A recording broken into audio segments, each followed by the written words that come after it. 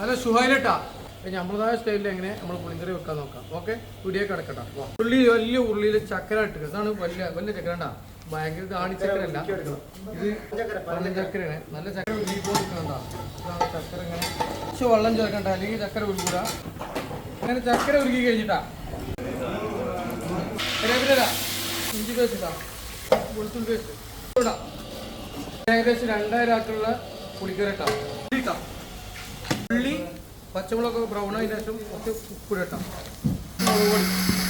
പിന്നെ വാടിയതിനു ശേഷം നമ്മൾ കേട്ടാ ചെമ്പിലാണ് ആക്കാൻ പറ്റും. ഉരുക്കിയ ചക്കര കഴിഞ്ഞിട്ടാ തിളച്ചിട്ടാ,